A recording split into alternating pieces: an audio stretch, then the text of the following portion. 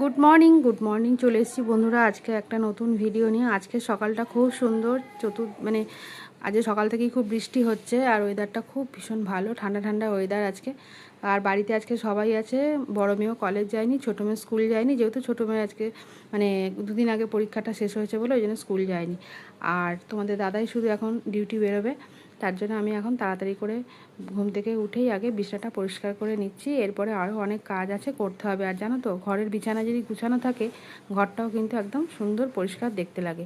তো চলো, এখন বিছানা ঝেড়ে ঝেড়ে পরিষ্কার হয়ে গেছে। আর আমি চলে এসেছি এইখানে যত রকমের যা জামা কাপড় কাচা ছিল, আমি প্রত্যেক দিন এখানে জামা কাপড় আলমারিতে গুছিয়ে রাখি। আর আমার মুখটা কেন ভার, আমার মেয়েগুলো কি করে, শুধু আলমারি থেকে জামা কাপড়গুলো টেনে টেনে বার করবে, একটা করে পরবে আর খুলবে, আর আমাকে সব গুছিয়ে গুছিয়ে রাখতে হয়। তাই আমার মুখটা ভীষণ ভার হয়ে গেছে, রেগে গেছি। বড় মেয়েকে বলছি, তুই তো একটু গুছাতে পারিস এরকম করে। আর দেখো, এইদিকে আজকে আমাদের কলের আরও মেশিনটা গেছে খারাপ হয়ে, দুদিন ধরে জলের টেস্ট একদম পাচ্ছি না।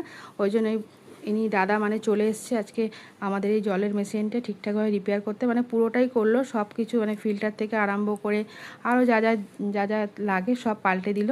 তো যাই হোক, এখন আমি এদিকে চলে এলাম দেখাতে। দেখো, ঘরটা পরিষ্কার পরিচ্ছন্ন থাকলে কি ভালো লাগে দেখতে। এইদিকে ছোটো মেয়ে খাচ্ছে লুচি আর আলু চচ্চড়ি, আর এইখানে দেখো পরিষ্কার করে যাওয়ার পর আবার ছচ্ছর করে এখান থেকে জল পড়ে গেল। এই যে প্লাস্টিকটা আমাদের সব আমি ফিল্টারগুলো তুলে রেখেছি, বাসিওয়ালা আসলে ওনাকে দিয়ে দেবো। এই দেখো, দেখছো কেমন জলটা পড়ছে, কেমন রাগ ধরে। আমি সব মুছে মাছে পরিষ্কার করে দিয়েছি, তারপরে এরকমভাবে জল পড়ছে। তো যাই হোক, কী আর করা যাবে।